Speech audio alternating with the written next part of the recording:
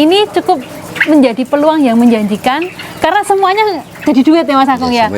Mulai jadi telurnya, kemudian afkirnya sampai kotorannya pun ini ya. jadi uang istilahnya seperti itu, tidak ada yang tersisa. Drop it.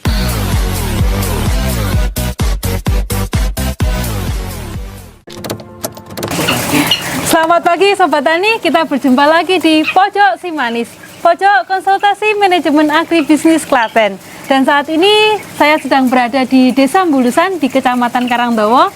Dan si manis kita kali ini adalah seorang peternak puyuh atau peternak gemak. Kita kenalan bersama-sama, Mas Agung ya. Ya, namanya adalah Mas Agung. Beliau adalah peternak burung puyuh. Gitu Mas? Ya. Mas Agung sudah lama peternak puyuh? Ya, sekitar 5 tahunan lah. 5 tahunan? Berapa kapasitas yang diternakkan Mas Agung? Untuk kapasitas sekitar 8.000-an mungkin posisi sekarang. Sekarang ini 8.000 ya? Dari 5 tahun yang lalu sampai ke sekarang semakin naik populasinya atau ya memang kapasitas kandangnya segitu? Awal mula kita mungkin baru untuk uji coba ini kita 2.000 nanti tambah tahun kita tambah ya, kapasitasnya kan gitu. Sekarang gitu. Sampai ke 8.000. Sampai tahun kelima ini sudah di 8.000 ini kalau untuk kandangnya Mas Agung apakah udah maksimal Mas Agung? Belum, sebetulnya kapasitas kandang kita ada sekitar 10 sampai 12.000. 10 sampai 12.000 masih muat ya. Ya nanti kita tunggu tahun ke-6 dan tahun ke-7 ya Mas ya untuk ngepol kayak kapasitas tadi ya. Mas Agung kenapa sih milih beternak puyuh Mas Agung? Karena mungkin dari pengalaman yang lewat kan kita udah beberapa kali kita ternak nggak cuma dari puyuh kan. Oh gitu, udah nyoba yang lain-lain dulu gitu. Dari yang ayam, dari yang bebek, cuman endingnya kita ketemunya di puyuh. Kayak jodohnya gitu ya. Karena risiko daripada dampak lingkungannya kita lebih minimalis lah daripada ternak yang lain gitu. Dampak lingkungan itu yang dimaksud apakah sanitasi lingkungannya? Iya, istilahnya untuk bau kotorannya kita lebih bisa kita handle, kita openin lah kayak mana biar jangan bau ke lingkungan itu lebih enak di puyuh. Oh gitu, jadi Mas Agung merasa lebih bisa handle lah ya untuk sanitasi lingkungannya itu pertama. Pasti kan ada faktor lainnya kenapa milih puyuh. Faktor ekonomi lah itu pastilah ya Mas. Nah, hasil evaluasinya Mas Agung kan udah pernah nyoba ternak yang lain-lain. Ini sekarang ke puyuh yang paling settle gitulah. Sebetulnya kalau puyuh ini masa bertelurnya kan ada kira-kira 1 tahun lah, 10 bulan lah masa aktif bertelurnya. Jadi kita lah ya, Mas Agung, untuk persiapannya kita untuk menuju istilah untuk mengganti yang baru itu lebih enak, lebih istilahnya lebih panjang. Modalnya ke situ masih bisa dikumpulkan gitu. Beda ternak yang lain mungkin 4-5 bulan harus berganti. Kalau puyuh ini mudah-mudahan 1 tahun baru bisa kantong. Ya. Mas Agung, kalau puyuh itu mulai bertelur dia usia berapa tuh? Usia 48 hari. Taruhlah maksimalnya 2 bulan udah nanti udah full. 2 bulan dia udah full bertelur gitu. Iya. Dan itu kita ngambilnya atau Mas Agung itu menetaskan sendiri atau beli DO apa ya, DO puyuh atau umur bayah-bayah atau gimana tuh Nek kalau puyuh itu sistemnya? Itu sebetulnya tergantung daripada bulan. Sebetulnya puyuh ini permainan itu di bulan-bulan tertentu itu kita harus cepat masuk karena harga telur nanti naik. Teman kalau pas bulan-bulan santai gitu kita ambil DOG, tapi ada juga kita yang ambil yang siap telur umur 28 hari. Kalau tadi kan bicaranya tentang bulan-bulan ramai ya. Bulan-bulan ramai kalau puyuh itu bulan ramai kalau telur puyuh sebetulnya menjelang puasa sama habis lebaran itu istilahnya harga tertinggi. Oh berarti ya mirip lah ya kayak telur-telur ayam gitu ya, menjelang puasa sampai bulan-bulan habis lebaran itu memang masih tinggi ya. Jadi agak mirip lah ya dengan itu ya. Terus Mas Agung kalau dari yang Mas Agung ternakkan ini, itu Mas Agung ngambilnya yang paling pas atau yang paling sering Mas Agung ambil itu pas usia apa? Menjelang bertelurkah atau udah produktif gitu? Kalau sebetulnya ya pernah DOG, pernah yang menjelang produktif pun pernah, tapi aku lebih rata-rata di produktifnya. Oh udah produktif, jadi tinggal masuk kandangnya Mas Agung itu siap telur. Kira-kira ya. 1 bulan lagi lah baru bertelur. 1 bulan lagi baru bertelur. Oke, Mas Agung kalau untuk pembiayaan Mas Agung, untuk hitungannya mungkin lebih gampang apa ya? Per 100 ekor atau per 1000 misalnya kayak gitu, itu modal yang dikeluarkan berapa sih untuk peternak puyuh ini? Kalau puyuh ini hitungannya itu per 1000. Oh, lebih gampangnya per 1000 ya. Tetap pelihara per 1000. Per 1000 itu ya untuk modal dari awal sampai ini di puyuhnya aja ya. Di puyuhnya sekitar 14 sampai 15 juta. 14 sampai 15 juta itu pakan, Pakan sama DOG sama DOG pembelian sama- selama 2 bulan. Itu belum kandangnya ya? Belum. Belum Kalau kandangnya. di kandang sama perawatannya kita di 25 juta lah 25 jutaan itu per 1000 ekor per puyuh. 1000 ekor ya. Oke, jadi sebenarnya modalnya juga medium lah ya Mas Agung ya, untuk skala rumah tangga lah. Itu per 1000 ekor puyuh itu membutuhkan biaya sekitar 25-an juta lah, seperti itu Sobat Tani. Jadi kalau mau memulai kita hitungannya per 1000 mungkin lebih gampang gitu. Nah Mas Agung, kemudian anggap aja ya ini kita sudah punya kandang, kemudian puyuh masuk gitu. Tantangannya yang terberat dalam perawatan sampai dia bertelur itu apa? Kalau tantangan ini sebetulnya kalau sudah mulai bertelur itu tantangan kita paling banyak itu di faktor cuaca yang pertama, yang kedua itu di faktor kebersihan kandang. Sanitasi. Kebersihan Kalau pakannya? kandang. Kalau pakan nggak masalah karena pakan kita langsung ambil pabrik. Oh gitu, jadi memang dia pakannya emang sentrat gitu ya, pakan jadi dari pakan pabrik, jadi dari iya. pabrik. Dan memang sepertinya saya juga belum pernah lihat pembuat pakan sendiri untuk puyuh gitu. Rata-rata memang semuanya Ada memang pabrikan ya. sebagian bikin cuman rata-rata gagal. Oh gitu, pasti ada komponen tertentu yang nggak bisa digantikan ya. Nggak bisa. Sebetulnya untuk yang bahan-bahan yang dari luar itu nggak bisa digantikan. Dan pakan yang kita beli dari pabrik itu memang sudah disetting untuk bertelur misalnya, Iya. itu seperti itu ya, dengan kualitas telur yang kita inginkan. Iya. Kan kadang-kadang kan kita ngelihat ada telur yang apa kayak cangkangnya ini kurang Tipis, tebel, iya. yang tipis Iya, gitu. itu Nah ada. itu sudah disetting oleh pabrik makanannya. Itu memang kadang kualitas pakan menentukan juga. Besar kecilnya telur ditentukan oleh Iya, sama juga Dari tergantung pakannya? dari pakan. Oke. Jenis nutrisi yang di pakan itu biasanya yang menentukan itu kan yang menentukan harga juga. jadi ada grade-nya ya, pakannya ada grade-nya ya. Kalau makin bagus kita harganya ya berarti makin bagus kualitasnya Kualitas biasanya telurnya. gitu. Oh, oke. Tapi kalau udah jadi telur harganya sama atau ada Harganya grade-grade-nya juga? sama kalau telur Oh, sih sama. gitu. Jadi Cuman ada juga yang kecil itu nggak laku di pasaran itu ada. sama kadang-kadang apa kayak kulitnya kurang keras cangkangnya itu Kalau apa ya Mas Agung ya? itu nggak bisa itu. Itu biasanya satu faktor cuaca karena terlalu panas dia berarti banyak dia minum, kurang dia makan biasanya jelek telur. Makanya Kualitas telurnya jelek? faktor cuaca ini menentukan juga sama untuk peternak puyuh itu menentukan juga. Nah kemarin kan kita kena dampak El Nino ya, yang cuacanya kita panas banget itu ya. Iya. Nah itu di kandangnya Mas Agung ini upaya-upaya untuk mengatasi pengaruh cuaca yang ekstrim itu yang dilakukan apa? Biasanya itu untuk upaya itu yang pertama itu yang jelas di sistem pengairannya. Untuk air minum, Minumnya. ya, air minum itu harus sering-sering kita ganti. Kalau biasanya kita seminggu sekali kita kuras, ini 2 hari sekali, 3 hari sekali harus kita ganti. Itu karena panas tadi.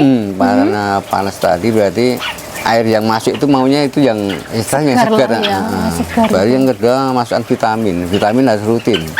Biasanya istilahnya sebulan sekali vitamin, ini seminggu sekali harus kita asupan vitamin harus masuk. Harus masuk lewat air minum Lewat tadi. air minum tadi. Oke, terus Mas Agung, kalau hama atau penyakit itu kalau untuk di puyuh sepertinya lebih tahan dibandingkan unggas yang lain, atau apakah ada titik-titik kritis tertentu untuk serangan? Ya, Tantangannya itu apa Mas? sebetulnya sama. Puyuh Sama. sebetulnya rawan juga. Kalau nggak betul-betul yang istilah melihara ini nggak betul memperhatikan, biasanya rawan juga. Apa yang paling istilahnya membuat gagal panen? Sebetulnya yang pertama itu daripada lingkungan kandang ya. Lingkungan Kalau kandang. kandang ini kurang bersih biasanya banyak penyakit. Sanitasinya. Banyak penyakit nanti yang datang. Seperti cekrek, senot itu biasanya Dari lingkungan. lingkungan sama cuaca ini lah. Untuk antisipasi panas inilah biasanya yang kita kurang rata-rata kegagalan di Karena situ. kan ini amonia ya, isi apa namanya, kotorannya itu kan amonia. Kegagalan biasanya rata-rata di kandang. Kalau kandang itu istilahnya udara masuk itu teratur, nggak panas sekali. Itu Sirkulasinya biasanya sirkulasi lancar udara ini. gitu. Maka dibantu kipas angin. Kipas angin ya belum. Oh, sangat blower itu ya. Untuk mengatasi limbah atau kotoran puyuh ini, tadi kan pasti satu, puyuh membutuhkan sanitasi yang bersih. Pasti kita akan membersihkan lingkungan kandangnya. Kemudian juga untuk menjaga agar tidak bau mengganggu lingkungan, karena puyuh ini juga diternakkan di tengah perkampungan ya. Iya. Mas Agung, yang dilakukan apa itu untuk meminimalisir bau lah minimal seperti itu? Yang pertama yang penting kita rutin dalam pembuangan kotoran. Kalau kotoran ini 2 hari sekali wajib dibuang. Kotorannya 2 hari sekali wajib dibuang. Dari bawah kandang ini kan ini harus Iya. ditarik kita dibuang. Nanti Dibuang. ditempatkan ada pembuangan khusus untuk pembuangan kotoran ada. Kalau limbahnya diolah nggak Mas Agung? Kalau Atau- limbah banyak yang ngambil. Oh, jadi kita cuma tinggal buang situ ya. kotorannya aja, nanti udah ada yang ngambil Istilahnya ya. kita nanti disemprot pakai M4, nanti kan udah mulai 3 hari 4 hari kering. Biasanya seminggu sekali udah ada yang ngambil. Oh gitu. Untuk ada yang untuk cacing sutra, ada juga yang untuk pertanian ya. Gini. Jadi untuk limbah sebenarnya nggak ada masalah ya, asal kita rajin membersihkan. Rajin bersihkan sama yang di tempat pembuangan limbah itu yang penting udara pun istilahnya sirkulasinya masih lancar lah ya. ada ya. Kemudian Mas Agung, kalau analisis ekonomi yang Mas Agung evaluasi sendirilah ya, karena ini usaha milik pribadi, evaluasi sendiri itu menurut Mas Agung peluangnya gimana ini bisnis beternak atau puyuh ini untuk ya kayak pendapatan kan ya, kita arahnya ke pendapatan, itu evaluasi Mas Agung gimana? Sebetulnya itu kalau untuk ekonomi, untuk tunjang, untuk tambahan penghasilan keluarga itu bisa Dijadikan penghasilan utama kan? Nah, kalau utama sebetulnya bisa, cuman kan nanti lingkungan ini yang juga yang menentukan kan, kapasitas harus besar. Ya. Tapi kalau untuk sambilan istilahnya punya 2.000 atau 3.000 istilahnya nanti untuk kegiatan orang rumah gitu sebetulnya lebih masuk ya. Cuman, jadi dia masih bisa disambi untuk pekerjaan yang lain lah gitu. Jangan ya, difokuskan ke situ, kalau cuman kapasitas segitu tetap untuk numpang ekonomi harian tetap kurang. Harus ada kerjaan sampingan kan? Jadi kalau mau jadi yang utama kapasitas diperbesar dan jangan di lingkungan perumahan gitulah. Cuman modalnya kan harus ya besar tadi ya. Besar. Iya. Itu kemudian Mas Agung, kalau untuk pemasaran telurnya sendiri, untuk pemasaran sebetulnya untuk tahun ini kurang. Artinya banyak permintaan. Banyak permintaan. Berapa kita yang suplai kita yang kurang. Jadi peluangnya masih besar dong Mas Agung ya. Peluang besar. Cuman ada memang nanti titik di bulan tertentu biasanya itu sepi. Habis hari raya haji itu biasanya agak sepi. Oh gitu. Orang masih punya daging banyak kali, iya, jadi nggak beli telur puyuh gitu ya. Cuman di harga nanti mainnya paling kan harganya agak turun. Ini Mas Agung bermitra kah dengan PT atau perusahaan? Enggak, gitu? Kita mandiri. Sebetulnya awalnya kita bermitra ada sekitar 2 tahun. Cuman dengan bermitra dikalkulasi itu banyaklah istilah kerugian kan itu. Iya, karena gitu, kita ditekan dari harga penjualan telurnya, kita nggak bisa cari pasaran yang paling tinggi kan. Jadi kita mandiri lah, 2 tahun kesini udah mandiri. Dan Mas Agung punya pasar itu bisa ditembus lah, istilahnya seperti itu. Iya. Bisa ya. Bisa paling gampang jual telur puyuh itu sudah paling gampang. Misalnya permintaan masih tinggi. Berapapun bisa, karena kita konek ke luar daripada Jawa Tengah itu ya ada, cuman kita nggak permintaan itu nggak bisa kita penuhi. Include intern Jawa Tengah aja masih kekurangan gitu ya. Iya. Tapi ternyata pasar-pasar di luar dari provinsi kita itu masih Jakarta, tinggi. Sukabumi itu banyak itu, cuman kita nggak sanggup memenuhi. Oke. Nah, puyuh itu kan selain mendapatkan keuntungan selama 10 bulan lewat telur tadi, ketika dia diakhir atau selesai masa bertelurnya kan dia masih punya nilai jual kan si burung puyuhnya ini. Masih itu kan juga keuntungan tersendiri yang bisa diperhitungkan ya Mas Agung ya. Kalau untuk nilai akhir itu biasanya kan per bijinya itu ada sekitar per ekornya itu sekitar 4.000 lah per ekor. Masih laku 4.000. Padahal waktu kita beli usia mau menjelang produktif itu berapa? Sekitar 6.500. Berarti dia ini ya istilah paskanya aja masih tinggi ya. Kita beli 6.000 selama 10 bulan dia menghasilkan telur, kemudian kita jual lagi masih 4.000 itu kan 2.000 itu istilahnya nilai produknya tipis, cuman kan dari apanya kan istilahnya sekitar 80% nanti yang istilahnya masih hidup selama sampai gitu ya. Tingkat kematiannya maksimal 20% lah ya. 20% itu ada. Gitu. Kalau pas ada wabah-wabah yang sering menyerang unggas-unggas itu, apakah ini juga berpengaruh ke puyuh kita juga? Kalau yang kemarin-kemarin itu sebetulnya enggak sih. Cuman karena kan antisipasi kita dari awal memang dari pemeliharaan dan sanitasi itu tadi ya. Memang banyak yang sekali puyuh itu kena wabah itu memang banyak juga, sekali satu kandang itu habis itu ada juga. Cuman aku yakin itu faktor semua itu dari kandang, kebersihan kandang. Jadi faktor utama kita beternak puyuh itu adalah sanitasi lingkungan kandangnya. Gitu ya, Mas Agung. Mas Agung, sepertinya ini bisnis yang lumayan menjanjikan gitu ya. Jadi kalau misalnya Mas Agung ada yang pingin, kaula muda sekarang banyak milenial, anak-anak muda yang mulai tertarik atau terjun ke bidang pertanian, entah itu bertani di tanaman pangan, hortikultura maupun juga ke peternakan gitu. Kalau misalnya nanti ada teman-teman yang pingin datang ke sini menimba ilmu dari Mas Agung, apakah boleh? Boleh, bisa. Kita open aja, terbuka aja kalau memang belajar bersama ya. Semakin banyak ilmu yang kita bagi, kita juga akan semakin bertambah pula ilmu kita gitu ya Mas Agung ya. Nah sepertinya ini cukup menjanjikan Mas Agung. Jadi kami itu berusaha untuk menyampaikan ke kalayak rame. Jadi sobat tani kita, pengunjung podcast kami itu kita sebut dengan sobat tani itu sebagian besar juga para milenial. Jadi nanti ini adalah salah satu potensi atau yang ada di Kabupaten Klaten secara khususnya, dan ini adalah menjadi peluang usaha yang bisa cukup menjanjikan sebagai mau penopang hidup utama maupun sebagai penghasilan sampingan. Gitu ya Mas Agung ya. Nah, baik Sobat Tani, kita sudah ngobrol banyak dengan Mas Agung, salah satu peternak dari burung puyuh yang ada di Kecamatan Karangdawa ini, dan ini cukup menjadi peluang yang menjanjikan karena semuanya jadi duit ya Mas Agung ya. Mulai jadi telurnya, kemudian afkirnya sampai kotorannya pun ini jadi uang, istilahnya seperti itu, tidak ada yang tersisa.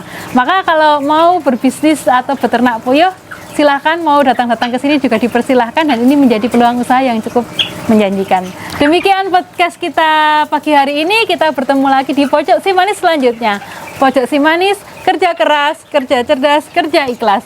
DKPP Klaten, layanan prima, petani sejahtera. Salam. Wow, gede. Ini puyuh jumbo.